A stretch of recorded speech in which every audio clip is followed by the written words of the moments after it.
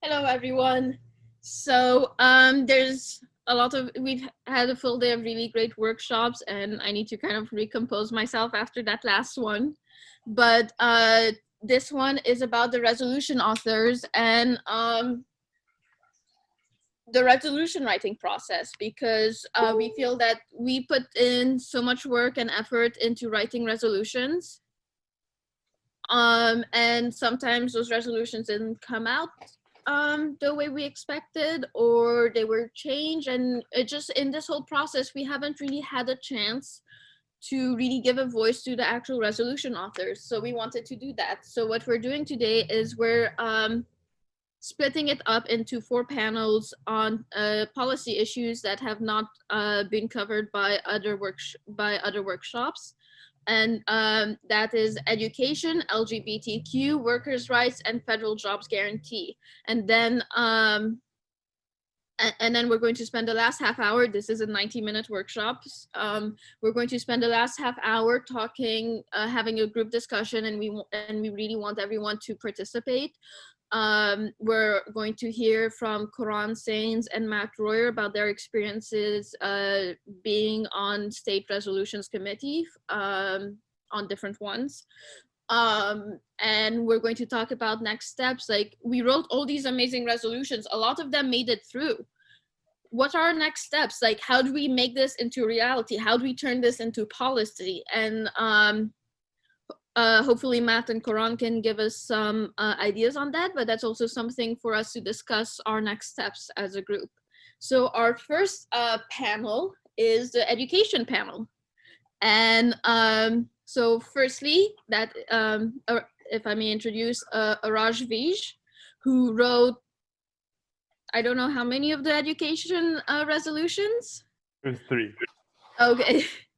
Which he and I worked on a couple of them together based on our other co-panelists, Dan Atkins' original submission. And we also have Matt Royer, who was the head of CD8's resolution committee, and who worked on education there as well. So we're going to be discussing two things, and about each panel is going to get about 15 minutes. I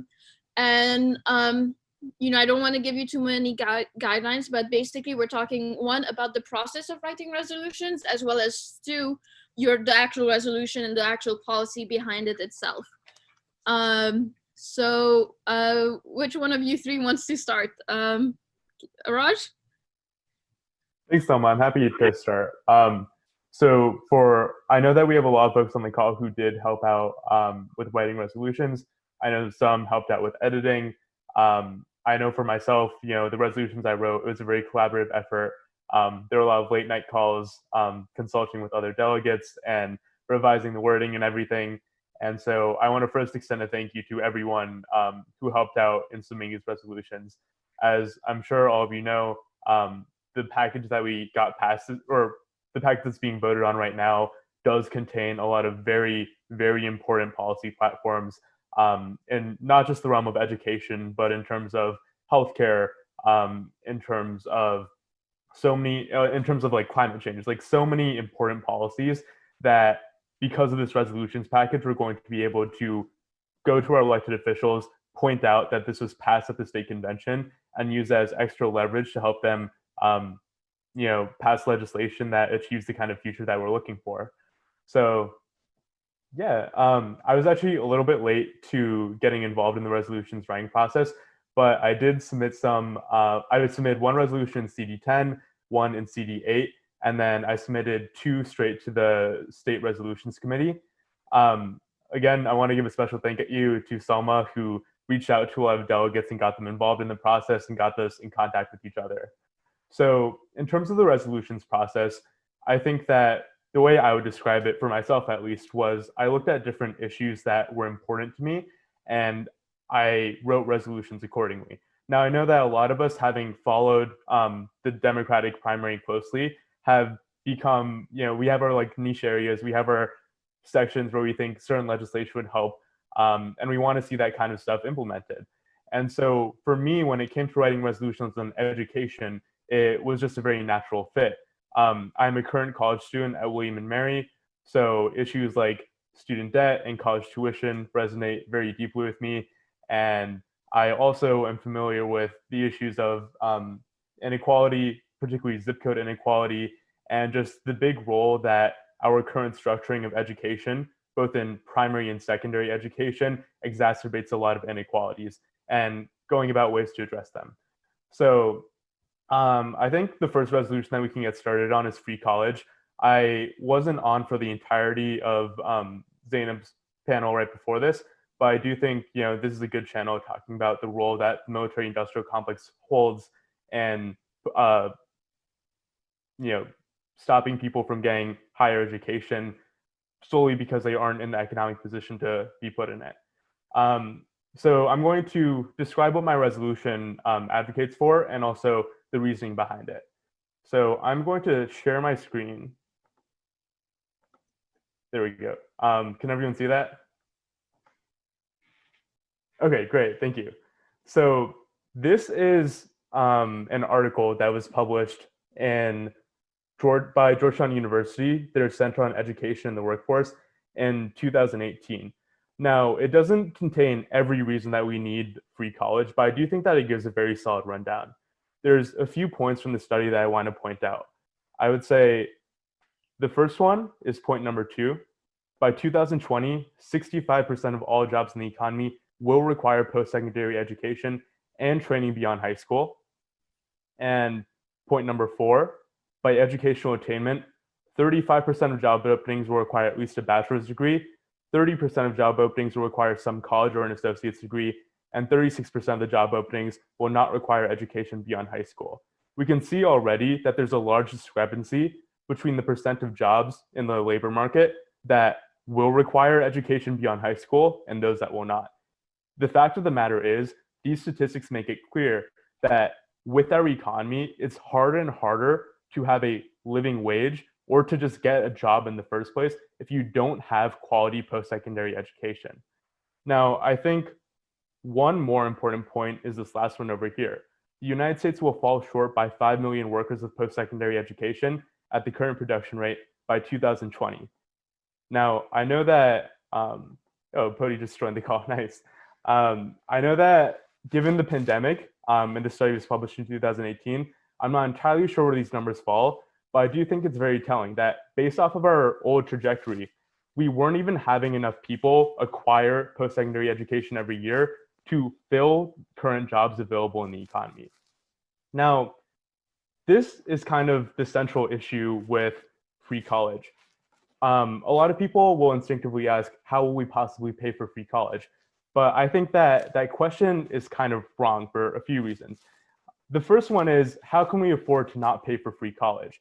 If we look at those statistics I just read out, where 65% of all jobs will require education past high school, that means that given the status quo, most people are not going to be able to get a job in the first place. There's also other funding mechanisms put in place, and I think that I highly recommend going to one of Pody's modern monetary theory trainings for a bit more on that. But I do want to just posit that education and post-secondary education is incredibly crucial to anyone who wants to just get by in America. And I think that as such, education needs to be treated as a public good. So I wrote a bit about about the going on issues in the background section, and this consisted of quite a bit of research, like that Georgetown study I referenced. There are a few other from like the NCES and the EPEI, and I included citations for each thing that I wrote about. Now, I also wanted to include some priming, which would explain why the resolution I'm proposing would be the best way to address that. I think one more important point I include in the background is that equity gaps in higher education are deeply intersectional. Children from families earning more than $90,000 have a 1 in 2 chance of getting a bachelor's degree by 24, and that falls to a 1 in 17 chance for families earning $35,000. And as per a 2018 report by the Institute for College Access and Success, 23% of first-generation college students default on their student loans within 12 years. So in the background section, I want to explain the urgency of the student debt crisis, the need for free college, and set myself up for the resolutions aspect of it. which explains why it would be successful. So coming down here, I wrote the resolution with a few suggestions on how I think the post-secondary education crisis should be addressed.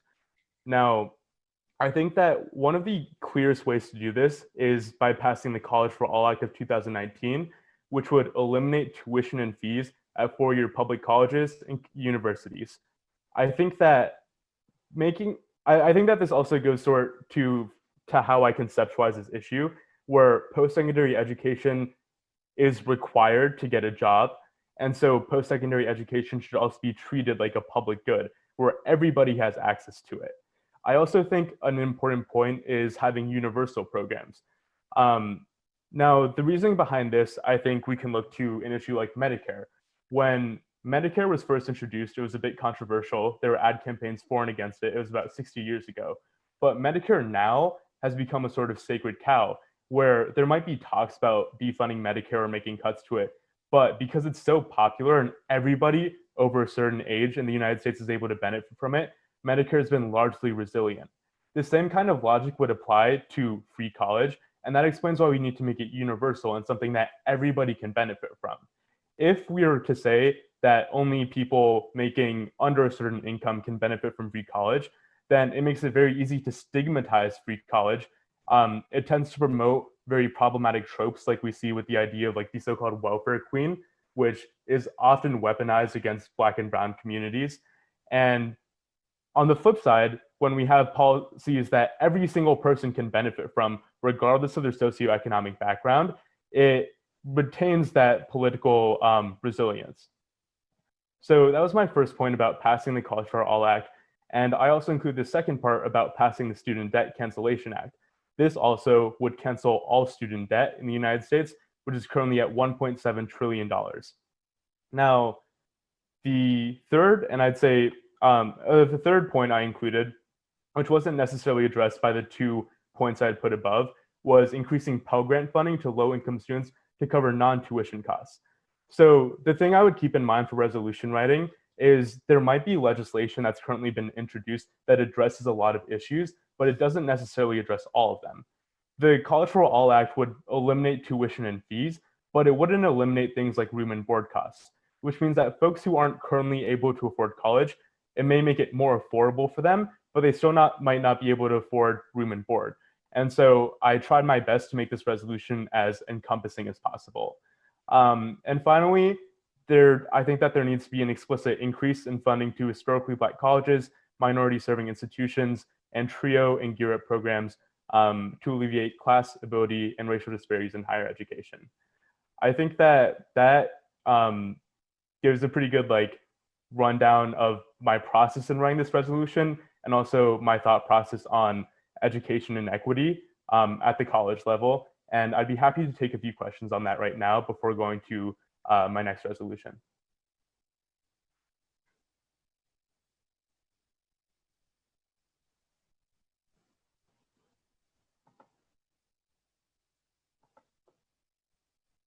If you have a question, you can just type in the chat. And if there are no questions, I'll just move on to the next resolution.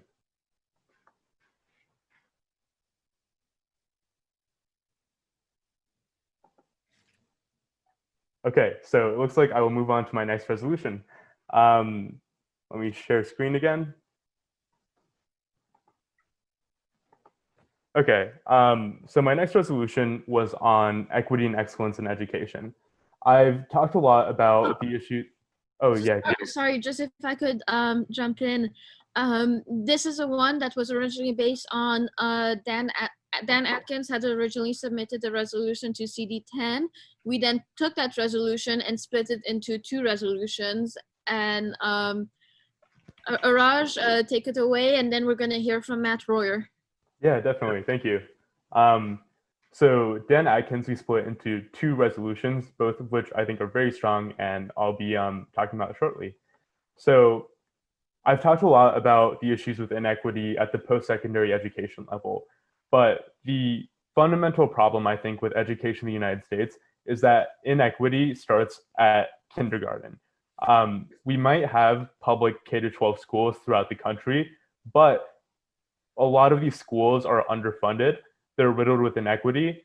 And the kind of foundational problem with that is that our schools rely on property tax-based funding.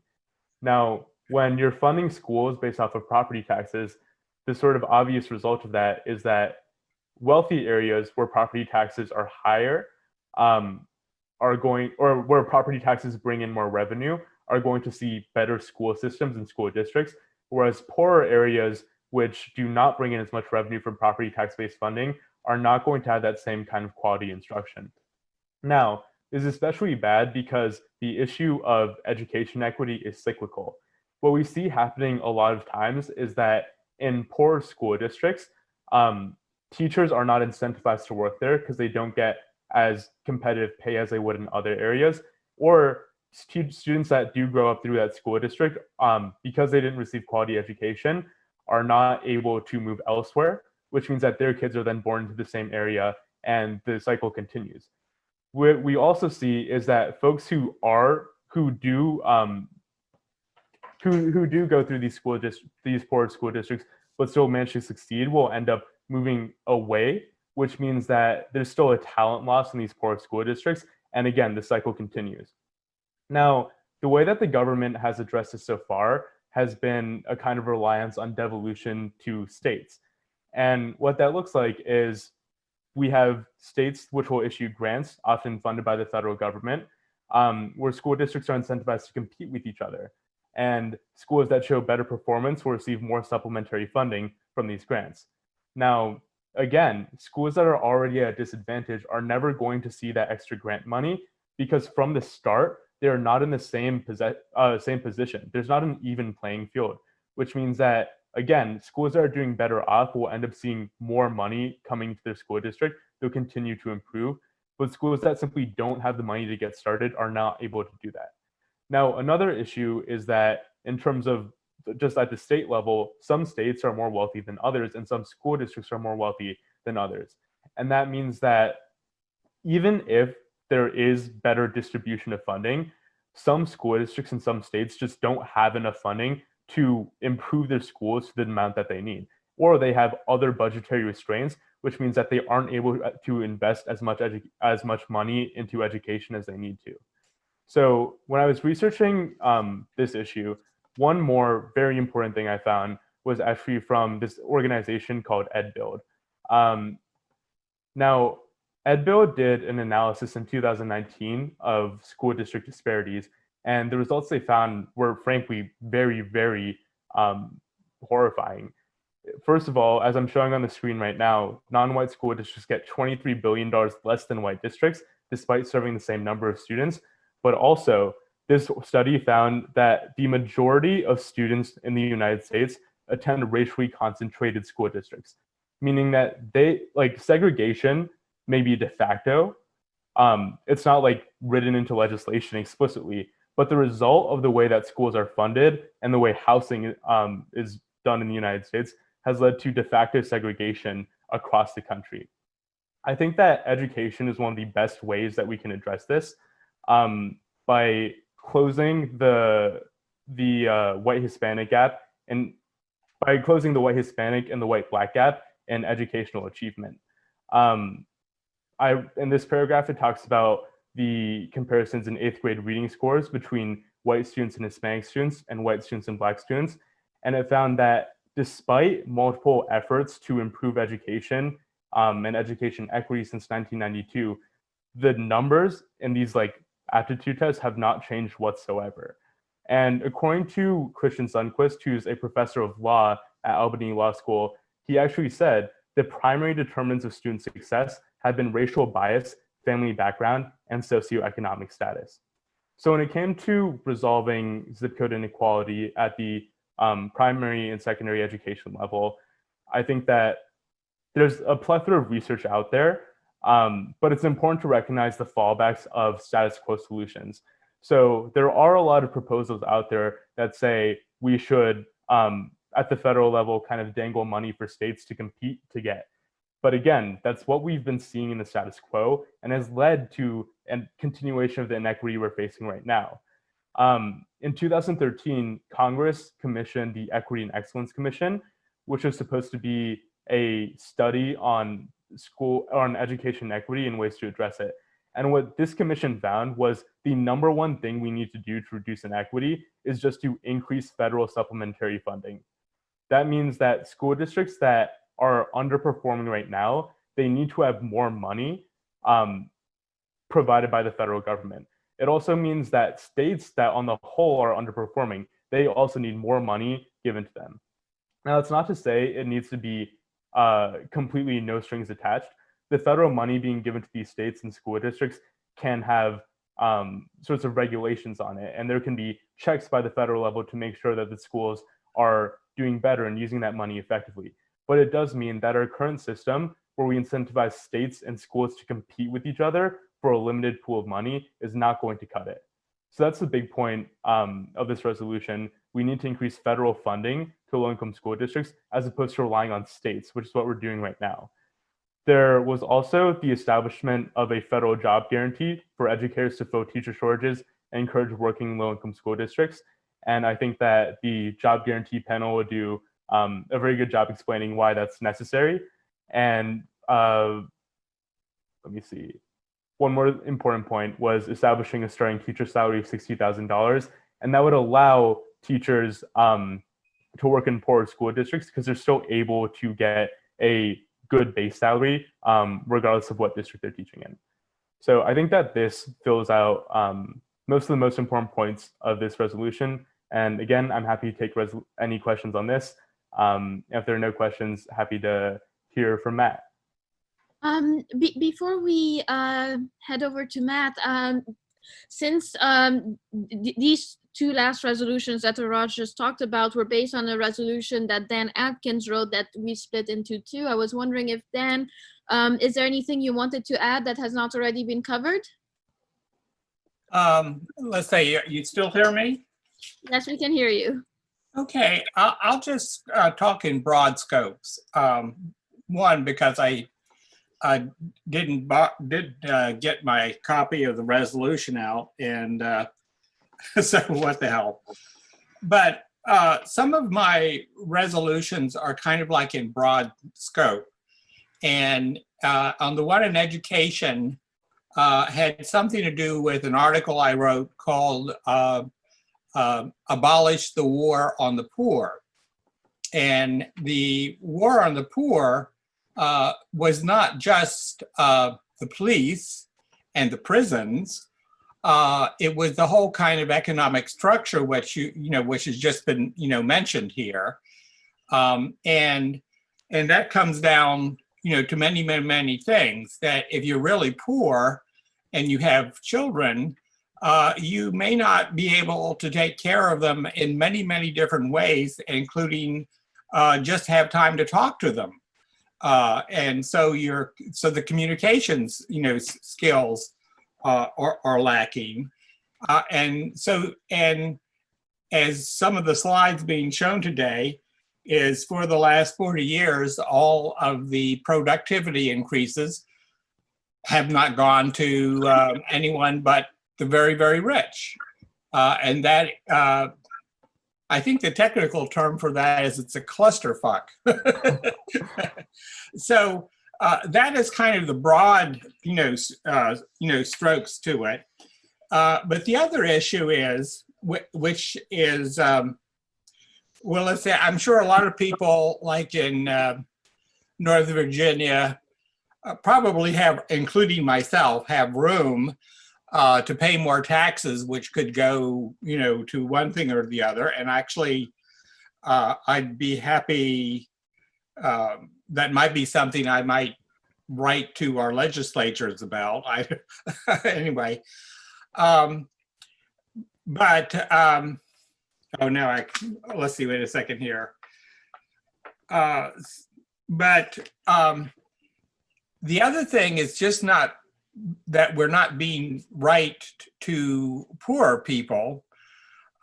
We're jeopardizing our whole fucking democracy, because if you've got a poor school, you probably don't know very much about earth science.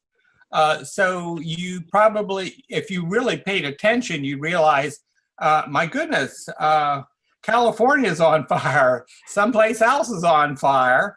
and you know, and the hurricanes are getting, but some people are missing that. You know, it's like so. But if you had a class, there's a potential you could see certain things otherwise. And then there's the issue of the internet. One of the things in one of the high schools I went to is we had my favorite teacher actually was stressing that if you want to see and research something, you should go to the original document. Well, if you're a scholar, you know you want to see either a replication or the original document in something. But if you're on the internet, you may never, you have no idea who's saying what. And it could be someone from such other places or some neo-fascist, you know. And so I have a niece that really doesn't think Bernie's just another regular politician. And unfortunately, she's in Florida. I don't get to see her, but you know, God knows what ideas given with the way that it's not clear, you know, what is real and not.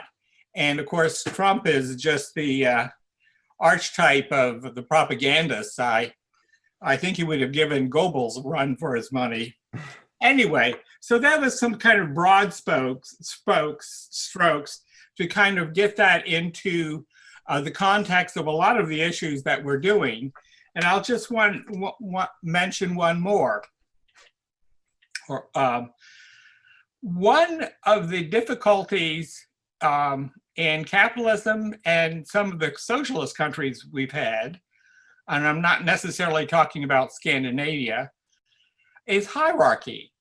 And it's changing. In my career in the federal government, there was hierarchy, and people got into positions of power, and they used it for their own private, you know, positions. But there wasn't a sense of that people could, you know, work together.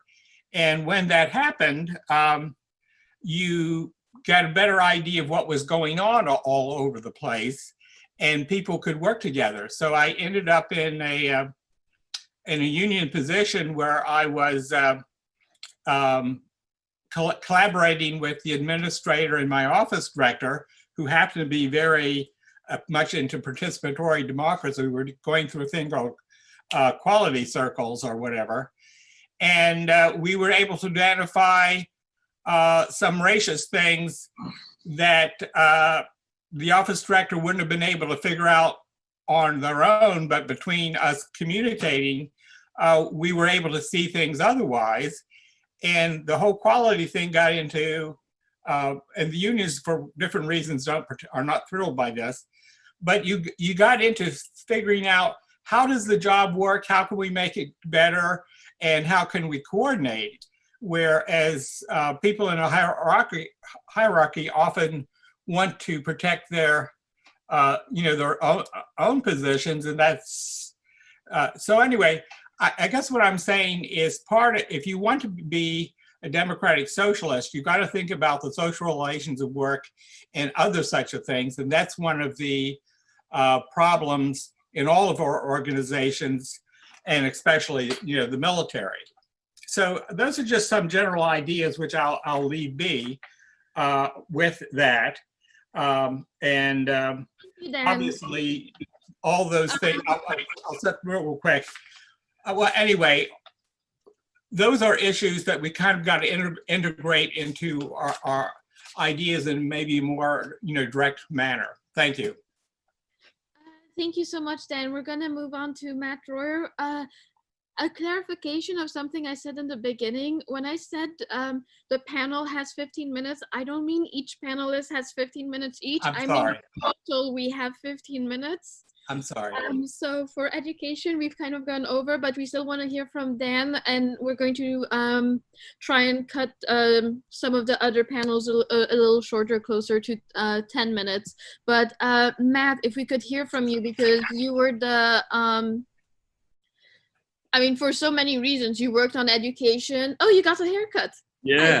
Um, How about that? you worked on education, and you're also so you're on the permanent state resolution committee, not the one that made the resolution packet that just came out, but and you were also the head of CD8's resolution committee for this cycle that we submitted resolutions to, which you very kindly included and passed. So I wanted to hear a little bit of, from your perspective, both on the procedure and on what you worked on for on education, because you have a very interesting perspective being the person who actually receives these resolutions. Yeah, thank you, Salma, and thanks everybody for being on today. I'll just touch on the education, a little bit, just because I feel like a lot of some of the points have already been made. But one of the things that I think we're sort of missing here as well is that this is not just happening in poor counties; it also happens in rich counties as well. For instance, in Arlington County, we had to have the DOJ intercede with our school board to have 5,000 secondary English learners receive the type of education that they needed through that sort of intervention, because they didn't have English as a secondary language education programs within Arlington County. So that is like part of that. One of the things that we try to work on was part of that, the education equity gap that's there because of that reason. Like, even though Fairfax County, for instance, has one of the best school systems in the country. However, when I'm looking at the numbers, it said 89% of white students in Fairfax County schools and 92% of Asian students passed state math tests, but only 65% of Hispanic students and 69% of Black students passed. So if you kind of look at that, the difference there, like, it's not just because people are in poor counties, it's because of the way that our education and our educators are sort of geared towards, is to not, unfortunately, means to not expect as high of standards for some of these students, which is why, for instance, here in Arlington, we have a group called Black Parents of Arlington that are pushing for Arlington County to hire more Black teachers, hire more teachers of color, hire more immigrant teachers as well, just so we all know they don't have like that implicit bias of they don't expect as much from a Black student or a Hispanic student as they would from a white student.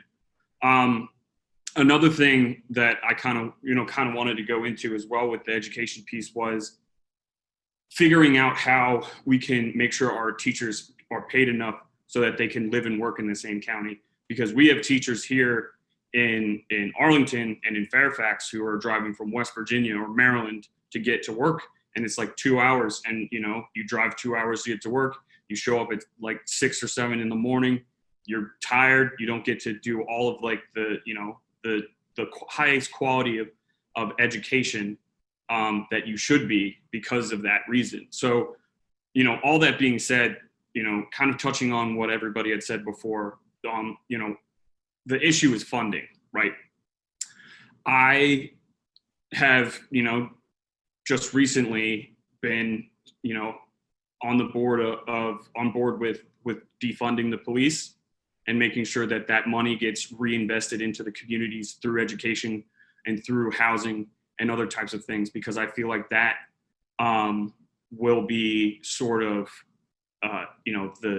where the money that is needed will come from those places. And also that means getting rid of SROs in these schools, because most of the time they are not there for protecting the students. They're there to sort of impose law on the students, because even here in my home county, 2 students were arrested and deported in their own high school by an SRO who was supposedly there to protect them. So taking that money from the SROs and taking the money from the police departments, putting it back towards education will definitely be the needed catalyst to sort of revamp and reinvest in the neighborhoods that need it the most, which would be predominantly Black, Latinx, immigrant communities. Now, that being said, talking about the actual overall resolutions piece of this. So in CD8, we actually started back in March, and we were working for about 10 weeks with the panel of with the committee of people that we were on there, and we actually came up with 33 of our own resolutions before we had more submitted, and we went through all those. But through that process, we were able to have sort of a spectrum of ideas that were being addressed in that area. You know, we had people like myself who are, you know, further to the left than most, and then you had more people that were center left, Biden folks. You know, I myself was a state delegate today for Warren, as well as running for the Bernie spot in CD8. However, that being said, you know, the best way to go about this is to have everybody at the table and have those discussions, because I feel like most of the time each side is sort of deciding what the other side is thinking. And I've noticed that even from my own perspective, I was always assuming, you know, that some of these folks would be against something that I was talking about. But bringing them in and having that discussion, we were able to come to some form of a consensus on most things. But I was very happy with how the package turned out in general.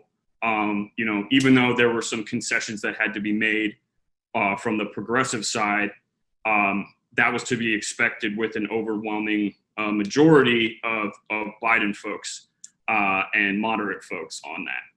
So, you know, I was pushing hard on most things from the progressive perspective.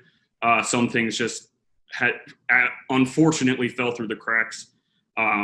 But that being said, what we do next with all of this is, you know, I myself am the labor policy lead for the Green New Deal Virginia now.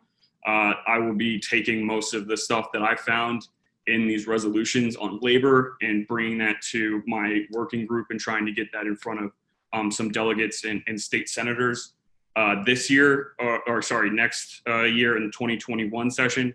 But right now, what I would say is you have to get to work on legislation for next session, like this week, because it takes a really long time to come to a concise idea that you can present to one of the elected officials, and then they can take that elected official can take that to their lawyers and have them drafted up and submitted for next session. So I know I am using my personal connections as much as possible to get in front of these people and be like, hey, you know, the working class issues are going to matter more than ever now, as we've seen in this pandemic. Healthcare is going to matter now more than ever with this as well. Criminal justice reform, with everything that's happening with the movement for Black lives and everything that we have seen in the past few weeks, defunding the police, reinvesting that money into other people's communities, all of that, you know, we're going to need to take and put that in front of people. So my suggestion to all of you before I end this is take your work, present it to people, go to lobby days, do all of that stuff, because once elected officials see that a vast majority of people support these things, they will get on board. Okay, thank you so much, Matt. So the next panel is me, Matt, and Tim, and it's on workers' rights. So we're going to move things around a bit. So we're going to have to keep this one to 10 minutes, and then Matt can give us his closing remarks on how to implement and go forward. If there's anything else and your experience, if there's anything else you wanted to say, because Matt has a hard out at 8:30, and then from there we will hear from Mr. Karan Sains, and then we will continue with the panels. So we only have 10 minutes, but let's talk about workers' rights. Tim, do you want to get started? Because you wrote quite a few, and again, remember, you do not have to go over every single resolution you wrote in detail. It's just a general conversation between the three of us about the resolutions we wrote and what passed and what didn't and how it went. So go ahead, Tim. Right. Okay. Well, thank you, and thank you for inviting me, and thank you for all the work that you did, Selma, in organizing all of this. Obviously, like, you know, I don't think it would have happened as quickly and been as well organized without you. So, so I wrote a lot of resolutions. One of the ones I wrote did have to do with worker rights, but in a somewhat more, I think, how to explain it. So it's somewhat more niche concern, but I think it's kind of burgeoning. It's kind of bubbling to the top of the policy agenda in a lot of places right now. It's really popular at the community level, and it had to do basically with increasing, on one hand, worker ownership within enterprises, and also increasing workplace democracy. So I submitted one resolution to the CD8, which is the district that I'm a part of, and that Matt was on the resolutions committee for. And that was generally, I took much of the policy program that had been laid out by Bernie Sanders in his Corporate Accountability and Workplace Democracy Act, or sorry, policy.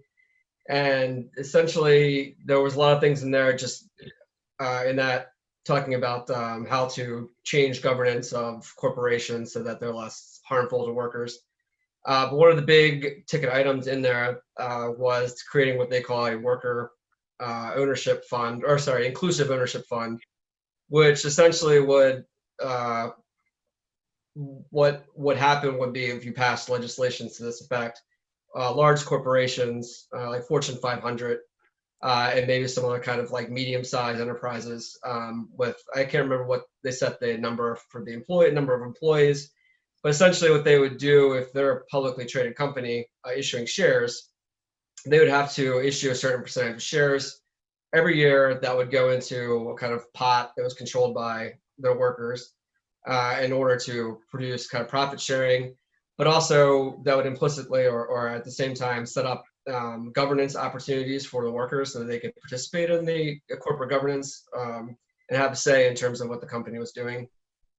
So that was the kind of the big thing I oriented towards.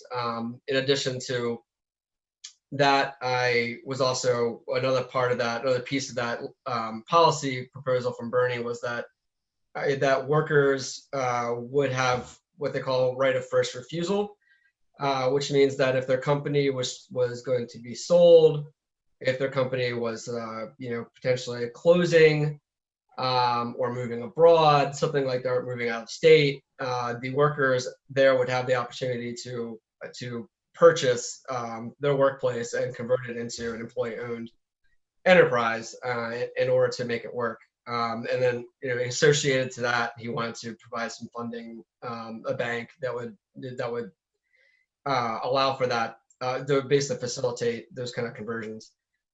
So there's been actually a lot of movement on this in Congress. Recently, they passed a law under one of the omnibus bills that under the Trump administration, the Democrats slipped in some additional funding for worker ownership through the Small Business Association. So there is some kind of forward movement in terms of this particular issue. And so as far as the resolutions process went with the CD8 one, they passed the language of my resolution, but when it got to the specific calls, they eliminated everything I said for Virginia, and they eliminated the right of first refusal. I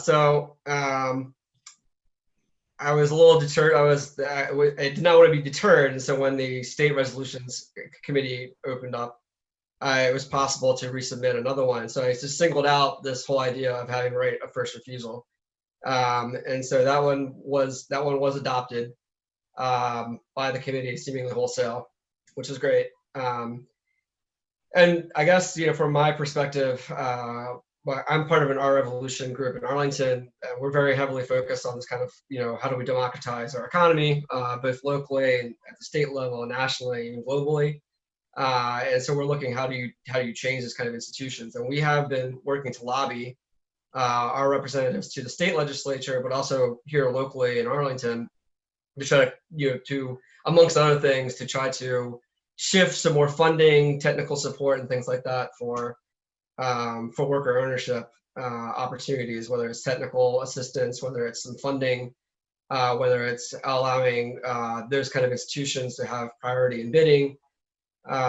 There's a number of things we think that they can do. So generally speaking, I'm happy that both of these things have passed, because I think I wouldn't even say it's necessarily leverage over our legislators, but it will, in my mind, allow us to say, like, hey, this has been evaluated by the party, the state party, and so this is legitimate, and you should look at it. So that's what I'm hoping to get out of it. And I guess if people have specific questions regarding worker ownership and the inclusive ownership funds or anything like that, I'd be happy to answer it.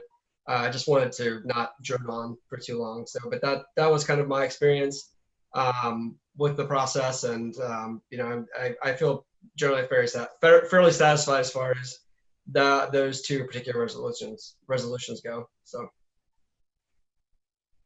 So if I can jump in, I'm going to give 30 seconds about what happened in CD10, and then I'm going to hand the rest of the time to Matt, and you can split that up between talking about workers' rights and your closing remarks on the process and what we should do next. So, in CD10, we had a great, actually he works for the federal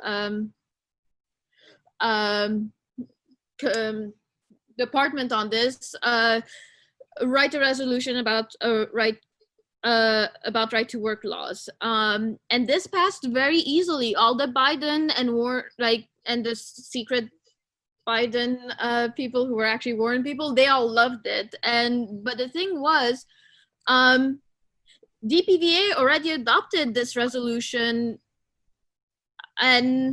but in the General Assembly, there was a bill for it and it did not pass, and that's a big issue. So I just wanted to make a note of that.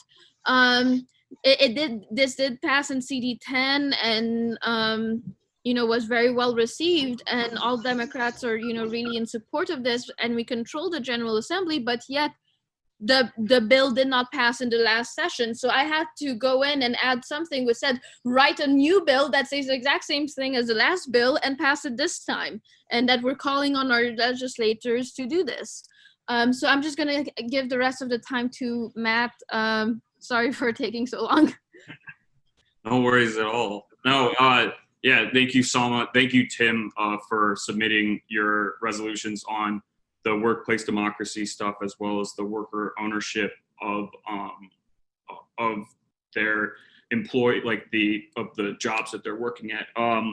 I myself am very in favor of it. However, I can say for a fact that there were few people who would not have anything dictated that a worker could decide what a business would do, which was obviously very frustrating to hear, because obviously I believe that employee ownership is what we're working towards when it comes to workers' rights. And then to touch on the right to work issue, so in February of this year, before the General Assembly closed out, as Salma had just mentioned, the repealing right to work resolution was adopted unanimously through the DPVA Central Committee, meaning all people, including myself, who sit on congressional district committees, voted to pass a repeal right to work resolution. However, when HB 153, which was sponsored by Lee Carter, went into the House, it wasn't given a hearing when it was then put to the House Appropriations.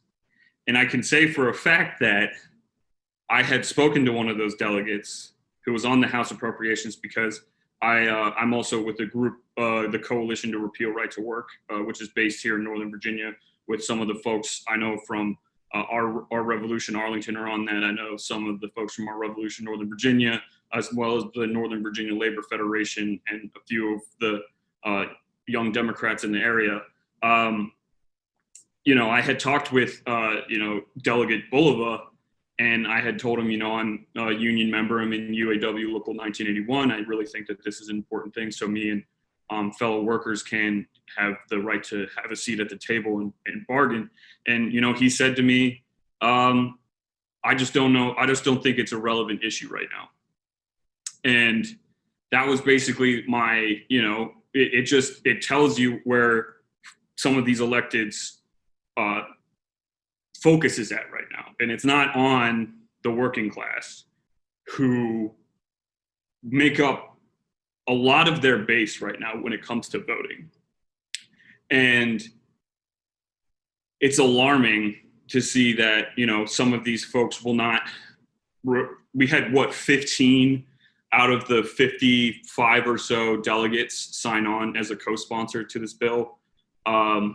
When approached by a Virginia AFL-CIO, they said that they would repeal it when we were in the minority and they needed an endorsement. And then, of course, when we go back to them and ask them, so you're going to repeal this now?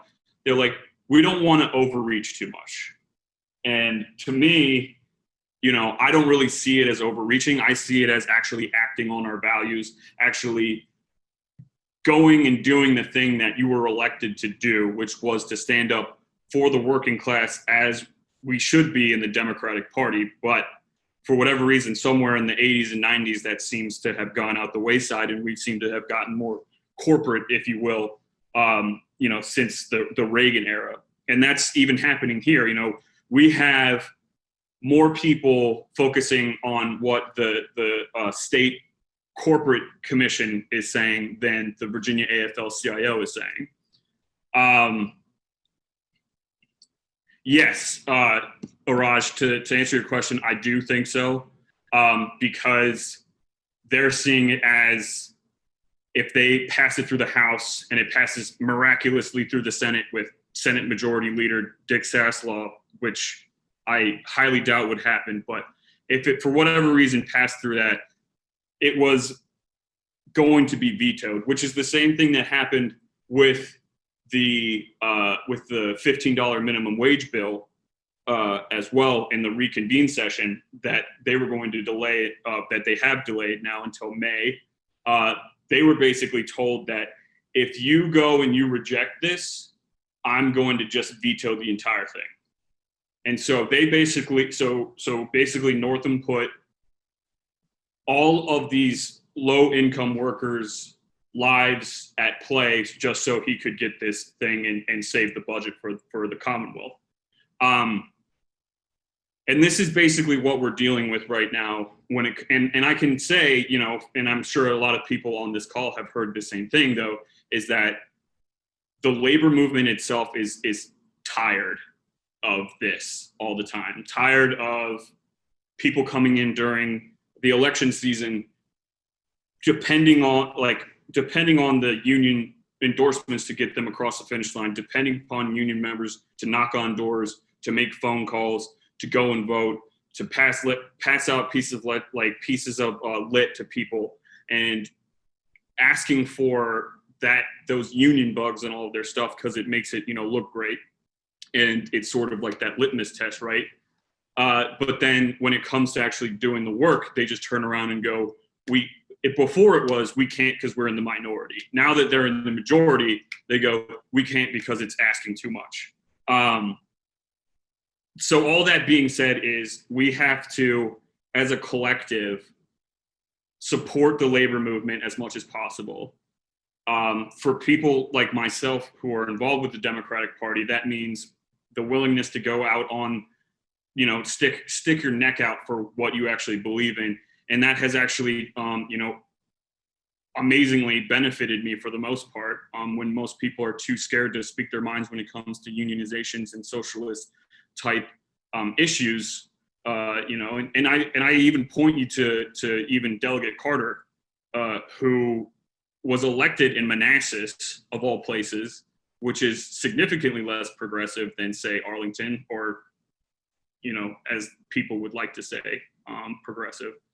And then taking those issues and making sure that it's enough is enough, basically. Like we have people, we were 3.5% unemployment rate in the US at the beginning of the pandemic, and now we're at 13.5% unemployment rate. And so the first step to all of that, and protecting workers and making sure that they get the representation that they need and they are paid a fair share, is one, obviously repealing right to work. That's what in Virginia, that is what the basis of this all is on right now. Two, well, kind of to go into that, it's passing the PRO Act in Congress, which Tim Kaine just signed on to.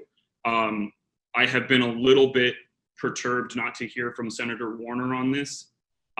He hasn't indicated whether or not he's going to sign on to it yet. He said he's having discussions with people, but I would like to see that he's supported, because it is actually put in by one of our congressmen from Virginia, Bobby Scott, into the House of Representatives, and was supported by all of our Virginia delegation, even Spanberger and Luria, who are in Republican districts for the most part, and they were elected in 2018 and they're freshmen. So if they're doing it, why can't the senior senator from Virginia do it?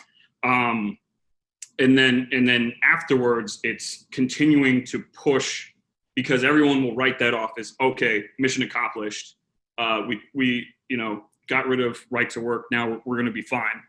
But it's even more than that. It's making sure that the minimum wage is increased past $15. It's setting a prevailing wage. It's making sure that people actually recognize bargaining and collective bargaining as legitimate means to work on contracts. So that's basically it, right? Because you can say, oh yeah, unions, you can have the power to collective bargain, but what happens when you continue to see union busting through these corporations because they feel like they have free will on whatever they want to do? We have to then pass more policy to hold them accountable and make sure that these workers are getting that those powers that they should have. And that kind of all of that, and there's a whole bunch of other stuff we can go into on that, but I kind of want to tie this into my final points on what we do with this stuff. And I alluded to it earlier, but it's these resolutions, some people will say that they don't matter, that they're just talking points, that people just write them to make themselves feel better about some of these policies. But I think that it actually shows that what is popular in a certain area. And right now, I mean, single payer healthcare is very popular in most places. Unfortunately, I couldn't get it into my own congressional district, and that was very frustrating. But even though like my congressman Don Beyer has signed on to that bill, everyone is still very much scared about like, is this too like, and that's what's always been frustrating to me, is like Democrats are always so afraid of, well, what will Republicans think? I can't name one single Republican in my entire life that has ever said, well, what will the Democrats think if we do this? They don't care. They're going to do it anyway. So why do we have to be the ones to continue to make concessions on their behalf? So we have to make sure that our voices are out there, that we are working on these resolutions, not just as pieces of paper, but we take those and present them to our state senators, present them to our delegates, present them to our county boards and Commonwealth's attorneys and the like, just so that they know that this is what people are thinking right now. You have an election coming up next year. This is what we want to see you do in your session. This is what we want to see you do when you're up there on the dais, because that stuff matters. And, the thing is, if they continue to go through and not do these things, even after the vast majority of people have spoken and said that this is important, they catch a primary, right? And that's just how it's going to be. So I think that all that being said is continue to work on these, continue to push these out, continue to show up in Richmond, continue to show up at your listening sessions, and then make sure that everybody knows what is being talked about here. So that being said, I can take some questions. I know I went a little bit over my time, but I can take some questions if anybody wants it. Otherwise, feel free to reach out. I'm a pretty accessible person, as most people on this call would attest to. So I'm happy to talk about that.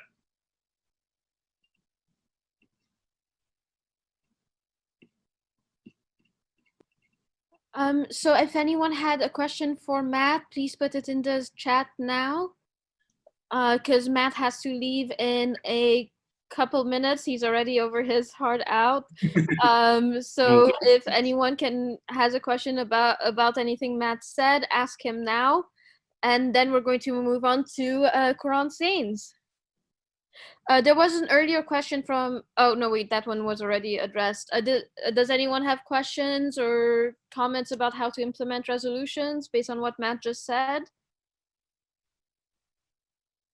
Okay, so I think we're now going to, thank you so much for being with us, Matt, and thank you for talking on those two panels. And we're now going to, based on what Matt just said, continue this discussion about how to implement resolutions. And oh, we have a very long, oh no, that's not the question. We're going to continue the conversation about how to implement resolutions, and also the experience of what it's like being on, a big resolutions committee, by handing it over to Quran Sains.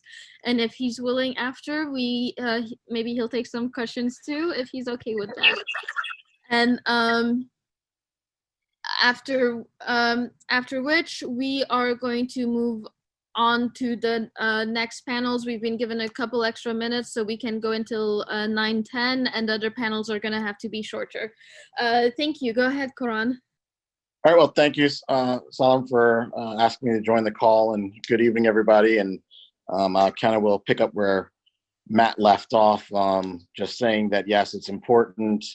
And actually, I'll just say this. He's correct that some people feel the resolutions are just ideas, and then once they're voted on and done, they kind of do get put on the shelf. I'll be honest with you, because for example, the party platform, the resolutions we voted on in 2016, you cannot find them anywhere. You have to literally have to email DPVA and ask them to send it to you. So one thing that we're working on moving forward is to make sure these resolutions are on the DPVA website, so people can find them easily and know what's been discussed, what's been voted on in previous years and before.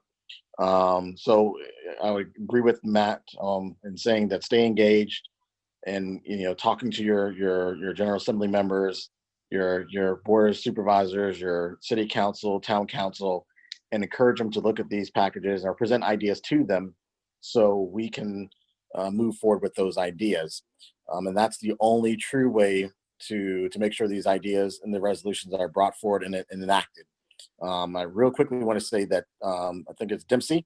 I don't know if you're still on the call or not, but you definitely had some very forward-thinking resolutions that were submitted. I know some of them did not pass your local CD, so you did them individually, and you were able to move forward on a few of those that you brought forward. And we had some very, I'll just say, spirited discussions on a couple of them in the work sessions that we had.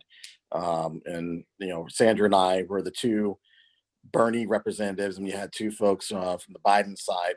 And Matt's actually exactly right in his comments earlier, where I'd say our, I hate to use the word faction or wing, are definitely, we are progressive, like just plain and simple. And I know some people have started hijacking that word and saying they're progressive, but they're truly not, especially if you bringing forward a resolution that talks about, say if you're landowner, say if you have a condo apartment building, and your landowner wants to sell. I think one of the ideas in one of the resolutions was to, kind of the same thing that Dempsey's resolution talked about earlier, that he about the corporation. Say if the corporation closes and wants to move, that the employees can try to mobilize and take over the business. So they apply that same thinking to apartment complex or your condo building, instead of letting the building owner sell to a developer and the developer tearing it down and turning it into a shopping center or office building, and you're displacing a few hundred people into the streets, and they have to fend for themselves again to find a new home. Why don't you turn that building over, or give the opportunity for the tenants to raise up, form a HOA or a coalition, and take over that building? Now, DC has done exactly that, but in Virginia we have not, and that was one of the ideas presented. And we had a very spirited, like I said, conversation about it, and our colleagues did not see it that way. They felt that a person should be able to do whatever they want, and if they want to sell it to a developer, then so be it. That the tenants have no say so. And we were just like, no, that's, again, I kind of use that scenario where, hey, you have a building that has 50, 100 people. These people are going to be out looking for a place to live when they have a perfectly good place. Why not let them, continue that process, and the owner will get paid their monies and be able to sell it as like they originally wanted to. So those are things that we need to keep doing and pressing the envelope. I'll be honest with you that, are some of the Democrats that are currently in office. Yes, they're Democrats, but again, they're not as progressive as we are on certain items. And so they're taking their sweet time. And, what was said earlier too about what would the Republicans say if we do this? And I point blank during one of our resolution conversations, I said, I don't care what the Republicans think about us doing this. So what? We're not Republicans. So that's, I'll open up right now for questions, but but I would just say you need to keep being involved. Don't don't get discouraged, and keep fighting the good fight, as my late grandmother would say. So do you have any questions, Salem? So I have a couple, and I also see that Tommy put himself on stack. Tommy, do you have a question, or? No, it wasn't really a question. It was just, you said something about trying to do something about the implementation of the resolutions. And of course, I do want the federal jobs guarantee resolution to be implemented. Okay, so I guess my first question is, concrete steps. To Coron and Matt, if he's still on, I don't know. Concrete steps. So you're a little bit familiar with our Wednesday night group. What can a group like that do to make these resolutions real? Like, what should we be doing as that Wednesday night group to make sure we're to get these resolutions into reality? And then second question is, what can so I'm out here still quarantined in DC because I go to GW. So I'm in DC a lot. I go to a lot of protests, but concretely, what can I be doing? I mean, Nova isn't that far from DC, but what can I, the individual, be doing back home to get these resolutions passed into bills? So right now, we're doing it right now in Loudoun County. We're actually setting up our legislative packet where all the supervisors, there's 9 of us, we need to submit by end of this month, actually June 30th, I think is our deadline, that we have to submit all of our ideas that we want to see put into our legislative packet, which is going to be taken, and we're going to vote on it.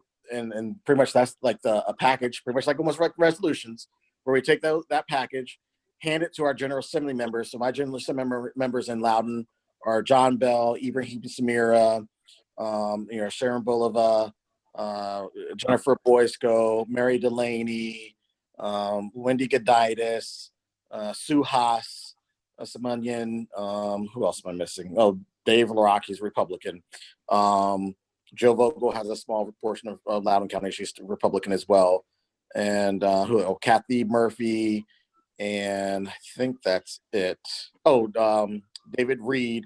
Did I say John Bell? So what we do is we have a meeting with them and say, hey guys, here is our legislative ideas that we want to see for you guys to go in Richmond and fight for and pass these rules and regulations and bills for, more or less.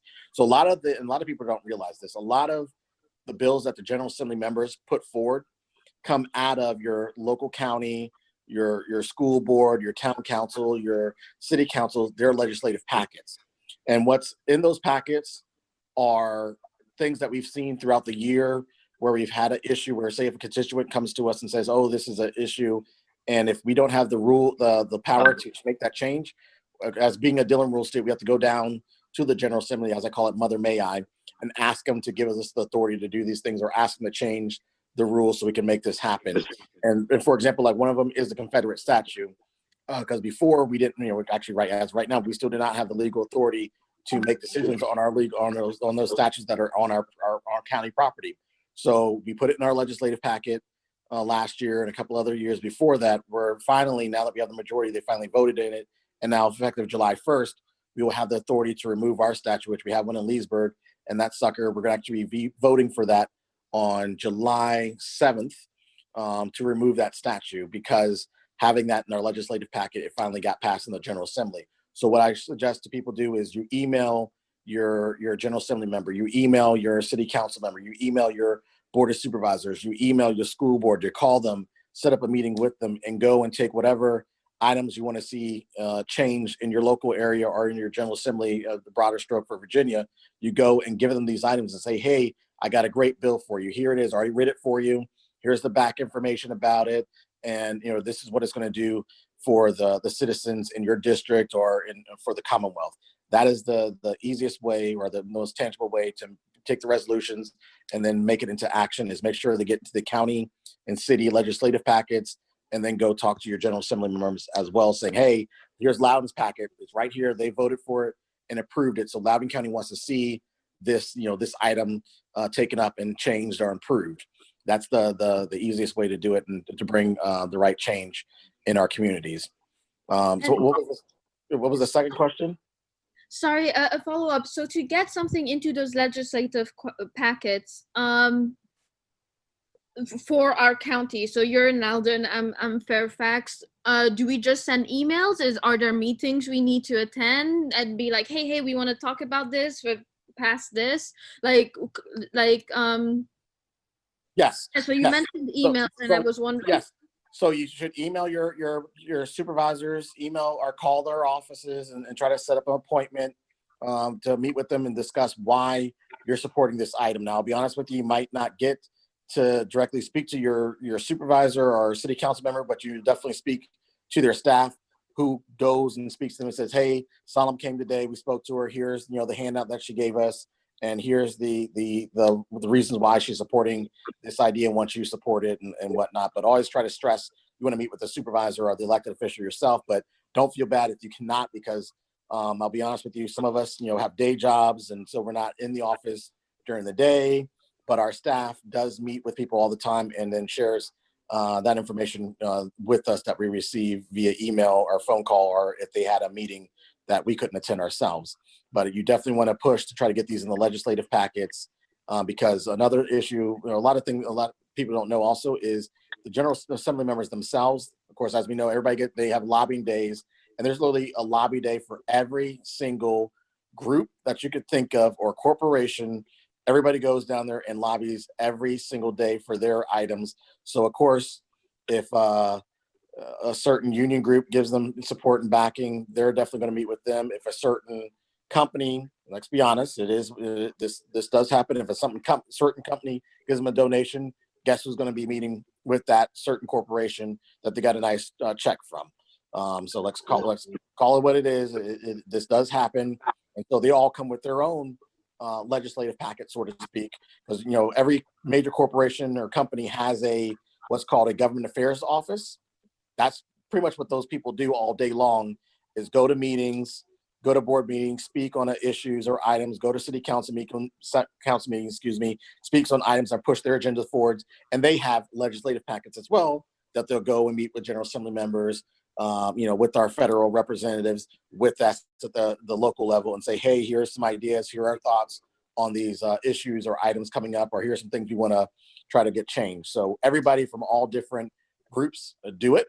But we need to start doing that just the same way, and being more strategic and smart about it, because that's the way it gets done, to be honest with you. Someone suggested. Salma, can I ask answer the question? Oh, This is- Tommy is actually on staff, so I was gonna give my follow up and then leave it to Tommy, and then you can ask the question. Is that okay, Stephen? Okay.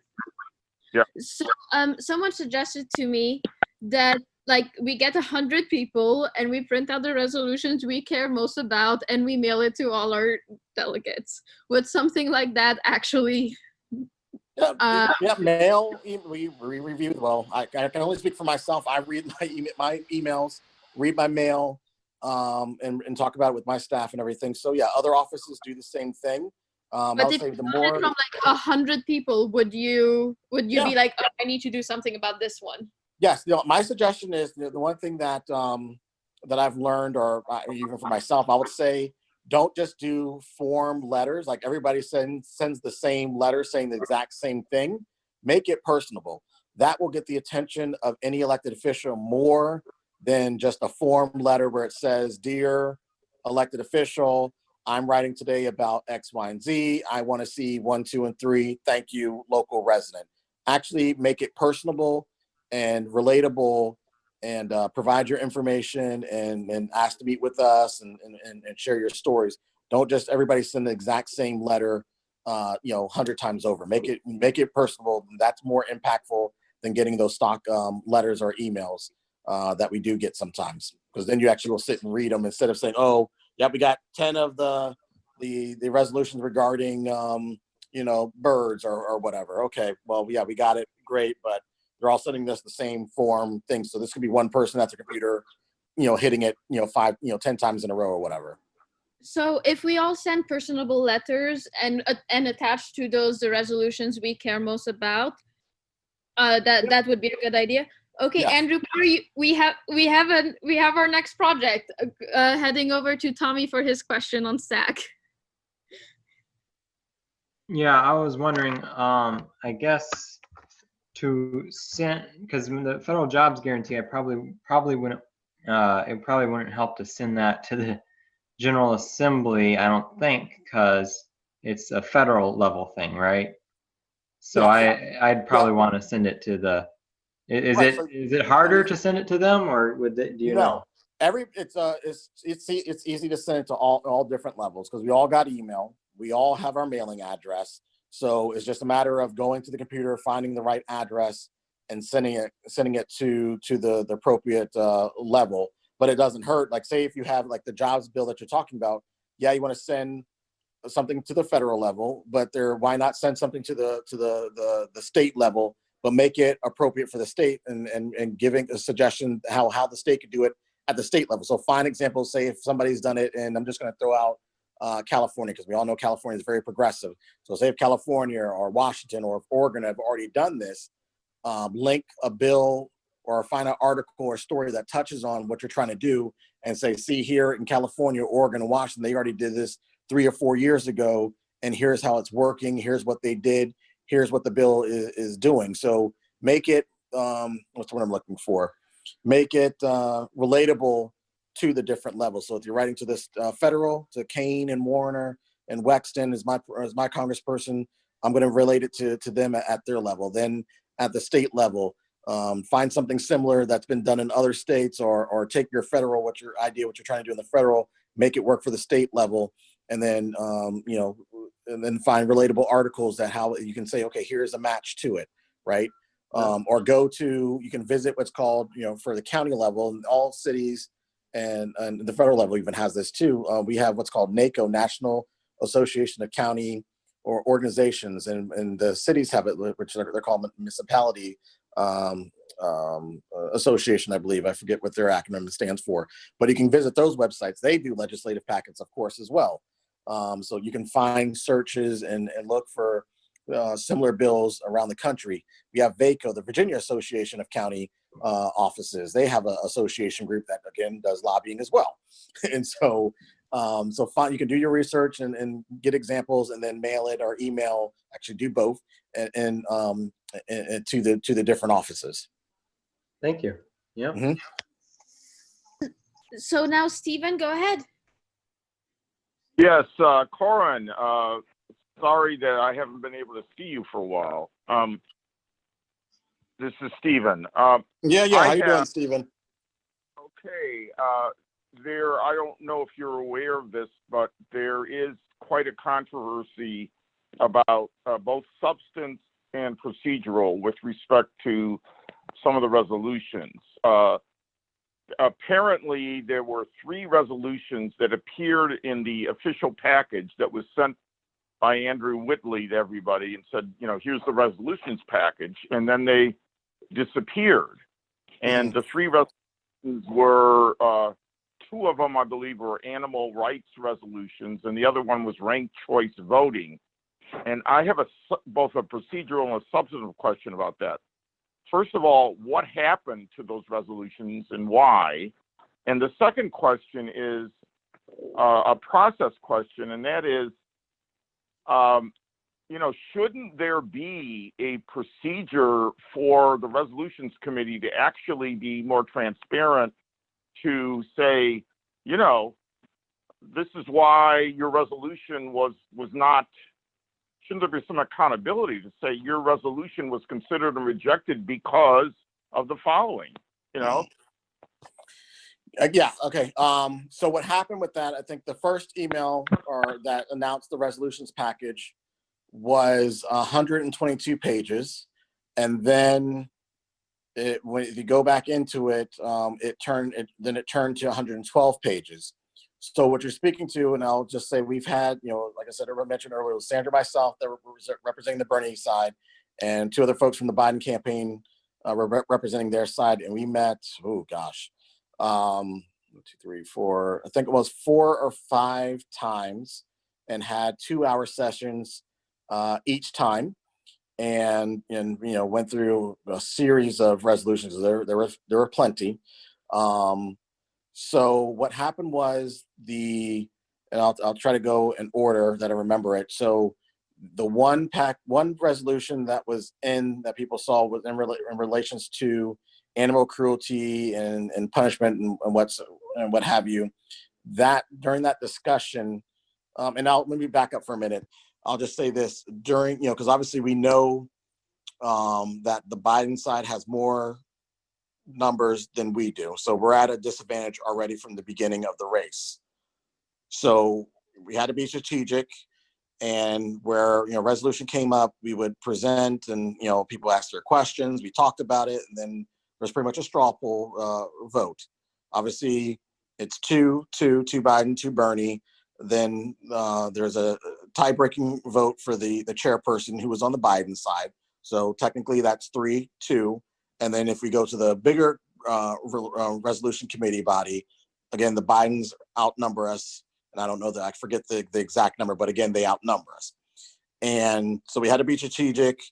And where there was disagreement from the Biden side, or if they said, no, I can't support this because of what this says here, or I can't support this because of this, this, and this, we would throw out, okay, well, what if we, let's do some wordsmithing and, figure a way to still keep the body or the spirit of what that initiative was talking about, to get it to be something that they could support, and we can keep that item, that line item, or holistically that whole resolution still moving forward in the process. Now, sometimes we're successful, sometimes we're not. And where we were not successful, that's where we had to compromise and say, okay, so what happened was with the animal cruelty resolution that was in version 122 and was not in 112 because it was not actually approved. And I'll close and I'll explain how that maybe possibly happened. But to just give you context, so that one resolution, pretty much what we did was we said, okay, how can we keep the spirit of this resolution and find a way to make it insert it into another resolution that we all agree is that we can support and that it's moving forward. So we found the one where it's in the climate, and I forget the rest of the title for that one, but if you look down, then there's probably almost 20 line items, I believe. If you look at that one and lines, I think it's 11, 12, 15, 16, 17, 18, and 19, and forgive me, I'm going off the top of my head here. We do have the spirit of the animal cruelty resolution, of course, not all of it, but the spirit of it, majority of it in there in those line items. So where we could not get that animal cruelty resolution passed altogether, we were able to take the spirit and the body of it and the main points of that, add it into another resolution that's moving forward. So that's what happened with that one, where again, it was the parts of it were taken out, moved to another resolution. So that one did not move forward in the process. And then same thing with the school child abuse, where the discussion was, schools already are talking about child abuse and strangers and stranger danger and all that stuff. So the decision made was not to move forward with that one.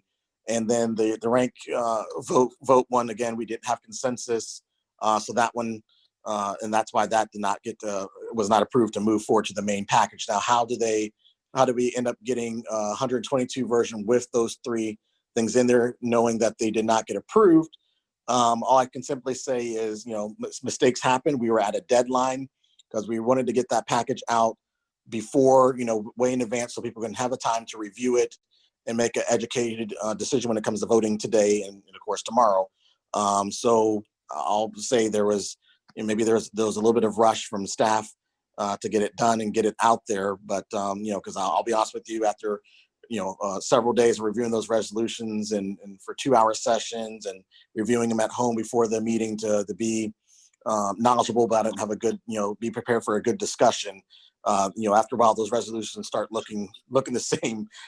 So that I'll say that's how it kind of got mixed up. And now I will say, as I said earlier in the WhatsApp earlier today, that yes, I agree that there should have been an email sent out when the mistake was caught, and then the pages went from mysteriously 122 to 112 the next second or third time you went back to go review it. You're like, well, wait a minute, what happened here? So to let people know, hey, there was a mistake, here's the mistakes, and this is why it's going from 122 to 112. Now, to your other question regarding transparency, that's something we could have a discussion on moving forward on how people can hear the discussions about the how we vote and came to the conclusions of what resolutions are going to pass and fail. We could have that discussion.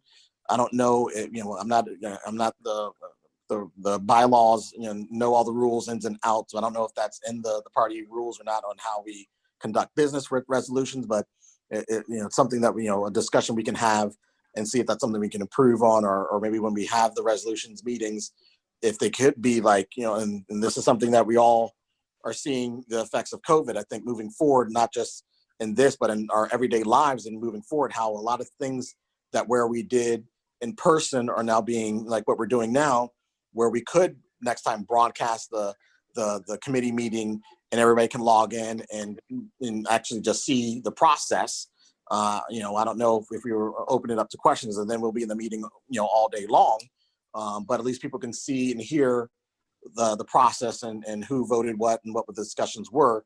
Because the same thing in our everyday lives, people who were not working from home before, we've all been working from home, depending on your job, for the last four months, getting ready to be 5 months, and telemedicine, going to your doctor every single day is now being done over Zoom with the telehealth and whatnot. So I think these are some things that we can review and make changes to moving forward to better the process, make it more transparent. So our last stack before we move on to the last panels is coming from Andrew Parr. And remember, keep it brief. I also have one more question after Andrew's done speaking about what you just said, Karan. And so on Andrew Parr, please go ahead. Yeah, thank you. And thank you, Karan, for all of your work. I'd just like to follow up with the subject that Stephen was talking about and ask, can you encourage DPVA to issue a new resolutions package and say exactly what happened and these things were taken out and why and stuff, and also perhaps have them send a special note to the people whose resolutions were taken out, so that some sort of, I don't know if it's an apology is the right word, but some way to close this in the appropriate way, because the way it was done, we were going crazy this morning trying to figure it out, and that wasn't right, and it all should have been avoided by, as you said, up front, just saying, hey, these resolutions were mistakes, and, go on from there. So I think something needs to come from DPVA with a new package, and I hope they include a table of contents, because that would help things a lot too. But if you could pass that word or as have the resolutions committee do this. I think that would be a great thing. Yeah. Thank you. No, I agree that there should have been a email sent out once the change was done, explaining, the 3 resolutions and whatnot. And I did talk to Sham earlier today, stating that, saying, hey, yeah, there was a mistake, and no, you guys fixed it and all that stuff. But people are asking questions because yeah, it does make sense when you're looking at, went from 122 to 112. What the heck happened? So I completely agree to that. And we can see about the table of contents as well. So I'll follow up again to see about getting that email sent out to everybody with that. And then moving forward in regards to letting people know, say for example, again, guy, tip of my tongue is Dempsey. So they're saying, hey, you submitted these, I'm just going to throw out a number. Say you submitted these 4, 2 of them were approved. The other 2, the resolution committees, thanks you for your submittal and, et cetera. Yeah, I agree. These are things that we can improve on moving forward. So we will make that suggestion and see if we can get that done, just to close loops and let people know, what was passed, if anything that they submitted was passed, or if it was not, but at least acknowledge their efforts and say thank you. I think those are good suggestions and good points that we need to incorporate.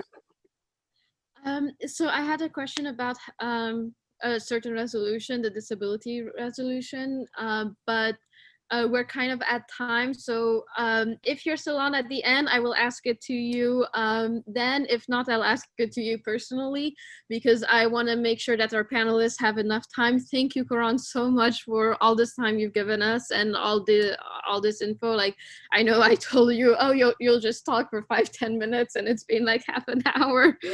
But No. if you can stay on another 15 minutes and if you want to, I can't be on for another 15 minutes, but yeah, if you have other questions, Salam, you know how to get a hold of me. So just send them my way, and I'll try to answer them as best as I can. Thank you for doing this. Thank you everybody that participated. Let me just quickly say also, I know a few of you are not new, but a lot of you guys are new. So I'd say thank you for getting involved. Continue to get involved. Continue to be involved.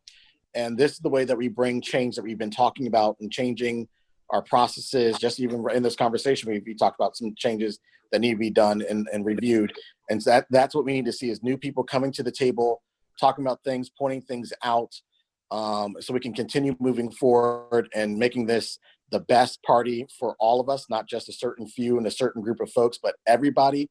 And the only way to do that is by staying engaged, staying involved, and being part of the process. Because I could say, from the last convention to now, even the last convention, like even today, we had a whole bunch of speakers, but we had speakers that were candidates that lost that spoke today. Before, we would never see that. The last convention, we didn't have that at all.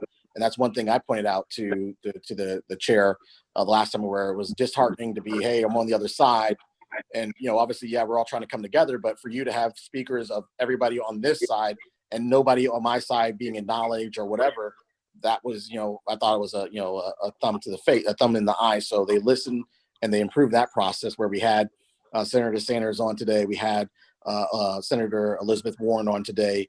So that's an improvement. And, so let's keep staying involved, staying engaged, and keep pushing the envelope and making things better for all of us, guys. Thank you so much, Karan. I'm going to hand it over to Pallavi, who's going to speak for up to 5 minutes. I'm so sorry, Pallavi, about the LGBTQ resolution. And then we're going to hand it over to Tommy to talk about the federal jobs guarantee. Thank you all. And Pody. And Poti, yes. Thank you, Selma. So to start off, can everyone hear me okay? I can also get closer to my computer. Okay. So hey everyone, it's great to be with you today. My name is Pallavi Rudraraju. I use they, them pronouns. I work at the Human Rights Campaign as their Youth Wellbeing Program Coordinator. So a little bit of background about the resolution, and if I'm looking to the side, I just have some notes. I wrote a resolution on supporting gender-affirming care for transgender youth. And the resolution outlines exactly why gender-affirming care is life-saving for transgender youth. It delves into statistics such as suicidality, as well as reasons why trans youth in particular are so vulnerable. So long story short, gender affirming care for transgender youth, which entails gender affirming therapy, puberty blockers, and hormone therapy, is not currently illegal, but attacking trans youth is the new front that the Christian right and conservatives are now waging against the LGBTQ community in recent months. So this is why it was really important for me and a couple of other folks to create this resolution. I'm gonna try to be really quick, but basically I'm breaking down what I'm about to say into 3 questions. The first one being, why did we decide to write about this? So it's simple, trans people, especially trans youth, are under attack. Regardless of your age, it's difficult to be transgender, but especially for young people and especially for minors, there are unique challenges that come with being a transgender youth.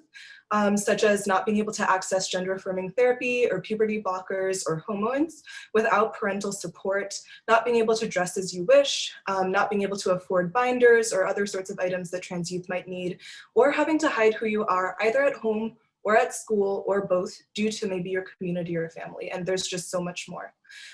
So I specifically work at the Human Rights Campaign, which is the nation and the world's largest LGBTQ civil rights nonprofit. Specifically, I work within the foundation at HRC, which is our public education and outreach and research branch. So specifically, of course, I work within youth well-being, and I closely work with and for transgender youth. So at the beginning of this year, there was a wave of bills criminalizing transgender youth gender-affirming care, specifically criminalizing their parents and healthcare providers if they do provide gender-affirming care for the youth. This basically was spurred by one of our favorite politicians, Ted Cruz, who in October 2019 commented on the case of custodyship for a young transgender girl in Texas. And he said that the mother allowing her daughter to dress in a way that aligned with her gender identity was child abuse. So of course, this is very inflammatory. This is very horrible. You know, HRC did some immediate work in response, but it was very clear with how this kind of caught on social media that conservatives really liked using this word of abuse for gender affirming care, rather than acknowledge, you know, they also kind of created a scare about it, saying that you know, these parents are allowing their kids to have surgery at age 8. In reality, for very young transgender kids, their gender affirming therapy is more going to be in the form of affirming therapy with a psychiatrist, with a psychologist, that sort of thing. You know, speaking with them about gender dysphoria, this sort of thing, affirming them. As they get a little older, you know, kind of preteen age, they might go on to puberty blockers. And then once they hit puberty is when they might go on to straight up having hormone therapy, which might come in the form of testosterone or estrogen. And in most states, you actually cannot have gender affirming surgery until you're 18 years old or older, regardless of if your parent supports it. So basically what conservatives were doing was totally just scare and fear mongering and totally inaccurate. And what they were doing was criminalizing very life-saving care. And the reason why I say that gender affirming care for transgender youth is life-saving is because the rates of suicidality are extremely high for trans youth. So around 40% of trans youth seriously consider or even attempt to commit suicide.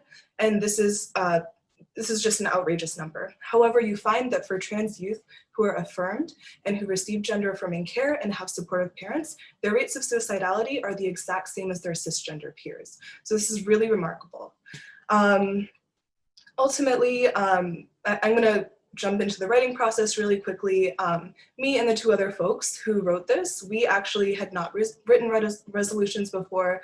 Luckily, Selma and some other folks had been circulating a kind of guide for how to write resolutions. And so what we did is we took a lot of research that we already knew, and we just kind of used other folks. Oh, sorry, I was hearing someone. We kind of used other folks' guides as templates for us as we were creating it. And also Selma jumped in and provided some edits here and there, which was really helpful for us. So thank you for that, Selma. I'm now going to just jump into what actually happened with the resolution. So ultimately, the resolution was absorbed into a more general LGBTQ equality resolution by, I believe it was CD8. And about maybe half or a third of the original resolution was kept, around 2 paragraphs, ultimately highlighting why it's important to support trans youth and just how trans youth differ from trans adults. While I'm happy that it was incorporated and that it's in the final resolutions package, to be honest, I am frustrated that it was chopped and combined into another resolution.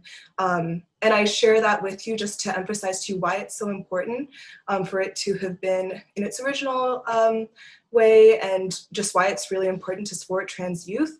You know, trans people experience unique and difficult struggles in comparison to the rest of the LGB, as in lesbian, gay, bi community, which they often do not experience unless they're also trans. So this includes things like suicidality as well as murder. There's an epidemic of violence against trans women of color, especially in this country. And so it's really important that trans struggles are understood and valued as unique.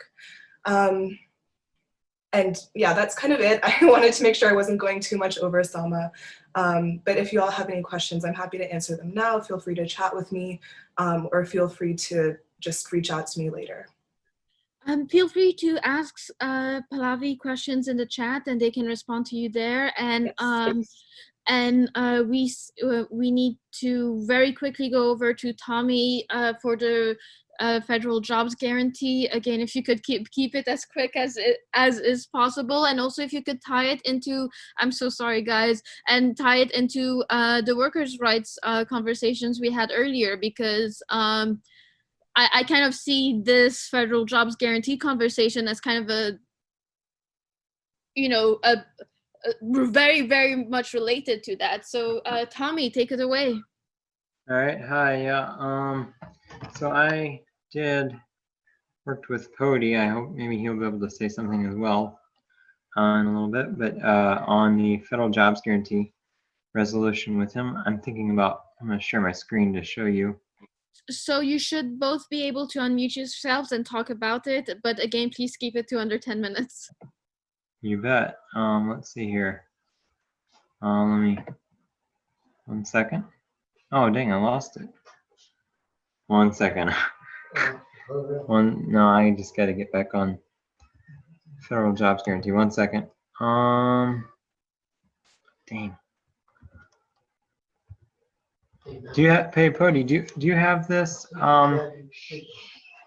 Pody, do you have this, the resolution handy or no?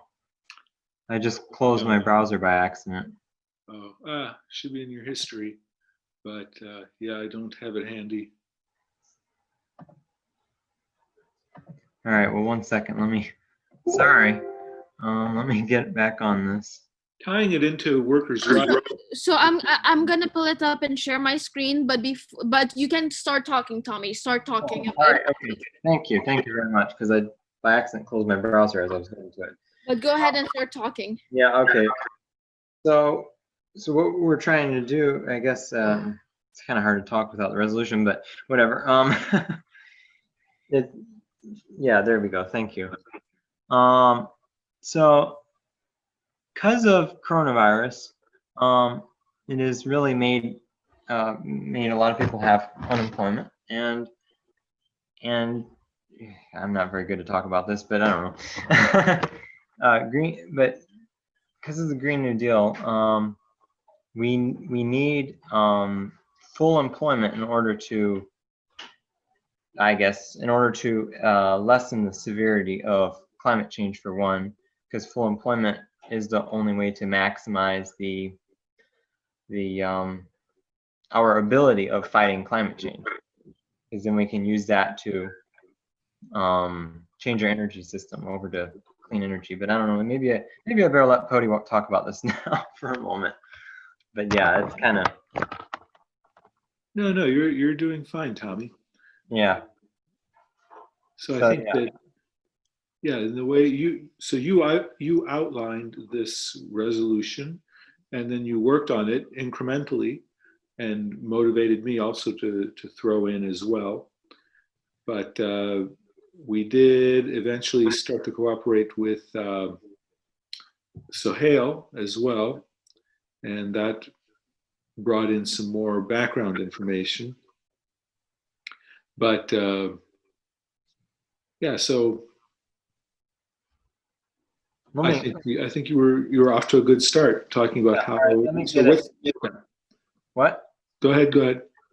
Yeah, okay. So, I don't know, I need to get the resolution back up myself, I guess. Let me do that. 1 second. Oh, sorry, it looked like someone was trying to share their screen over mine, so I thought you got it, but I can share my screen. Oh, okay. Yeah. Yeah. Here it is. I mean, I'm gonna try to find like the highlights of this. It's hard to see, but So this is a version that was sent to CD8. There was also I believe, and then was it for the state resolutions that we compiled Sohail's into it? yes, I think the state resolution, I think I got that on the, oh, there we go, that's it better. So yeah. Oh yeah, let me read the first paragraph because that's kind of important. The recent COVID-19 crisis has resulted in an unprecedented economic disruption. 1 in every 3 Americans may lose their jobs. Our infrastructure and critical supply chains are being disrupted.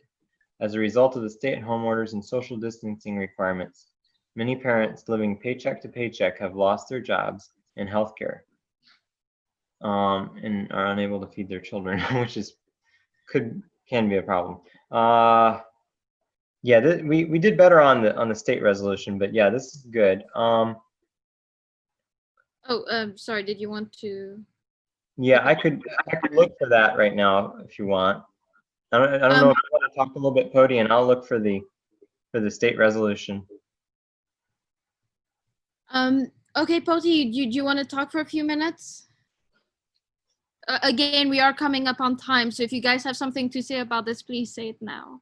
Sure. So I've put in the chat a democratizing work link, and that really highlights that a job guarantee is central to all sorts of things that are related to work. And work is a major part of our life. It's a major part of how we structure our society. And it is a place in our life where things don't necessarily go so well. So right now, we're being displaced. People who work are being displaced at unprecedented levels. Already, when people lose their jobs, it has a devastating impact. So the impacts of unemployment are just bad in regular times. But now, right now, this dislocation from being socially included is particularly traumatic. Now, having work on coercive terms takes even those of us who do have a job and degrades a major portion of our life. So creating a job guarantee not only integrates people into society and prevents the waste that happens and the loss of human life and human quality of life that happens when the private sector can't think of things to incorporate people into. It not only does that, it also gives people greater bargaining power so that they can have more options and so that they can have choice in the things that affect the quality of their life on the job. So if their job is abusive, they now have an option. They have an option to move out. If the place where they live is hostile, they can move to another place and integrate themselves into a community because they have that anchor of work. So in this idea of democratizing work, which is about reimagining the kind of life we have, the quality of existence we have in the largest part of our life, one of the largest parts, which is the part that's involved in work, it's not surprising that a job guarantee was central. A planned part of the economy is something that we've found sorely missing in the COVID crisis, and that's where we talked about the supply chains a little bit. When our production systems and distribution systems are fine-tuned around making optimal profits, then it's somewhat not surprising that we don't have resilience and we don't have disaster preparedness built in. If we had a robust grassroots job guarantee infrastructure throughout our communities, then that would already be present and would shore up the kinds of things that we're finding with kinds of problems that we're seeing with food distribution, rapidly reorganizing people.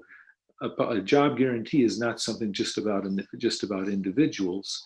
It's about individuals becoming a part of going concerns that matter to their local community.